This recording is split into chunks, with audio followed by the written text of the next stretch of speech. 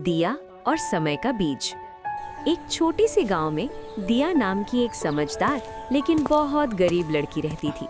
उसके पिता किसान थे और माँ बीमार रहती थी। दिया पढ़ना चाहती थी लेकिन हालात अक्सर उसके सपनों के आड़े आ जाते थे। गांव के पास एक पुराना बरगद का पेड़ था। लोग कहते थे कि उस पेड़ के नीचे बैठकर सच्चे मन से मांगी गई मुराद जरूर पूरी होती है। एक शाम थकी हुई दिया उस पेड़ के नीचे बैठ गई और बोली, अगर मेरी जिंदगी बदल सकती है तो मुझे बस सही रास्ता दिखा दो। उसी समय वहाँ एक बूढ़े बाबा आए। उनके हाथ में एक छोटा सा बीज था। उन्होंने दिया से कहा, ये समय का बीज है, इसे बो, रोज सींचो, लेकिन फल पाने की जल्दी मत करना। दिया को बात अजीब लगी लेकिन उसने बीज ले लिया। उसने अपने घर के पीछे बीज बो दिया और रोज सुबह शाम पानी देने लगी। दिन बीतते गए, हफ्ते बीत गए, लेकिन वहाँ कुछ नहीं होगा।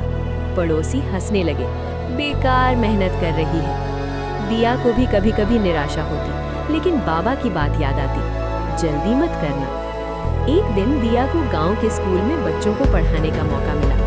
उसने सोचा, जब तक मेरा सपना पूरा नहीं होता मैं दूसरों के सपने तो संवार सकती हूँ। वो बच्चों को मन लगाकर पढ़ाने लगी।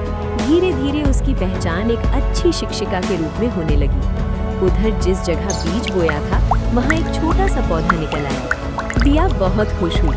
उसने और ध्यान से उसकी देखभाल की। पौधा धीरे धीरे बड़ा होने लगा।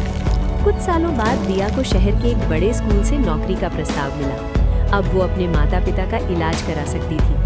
उसी दिन उसने देखा, बरगद के पास लगा वो पौधा अब एक मजबूत पेड़ बन चुका था और उसमें सुनहरे फल लगे थे।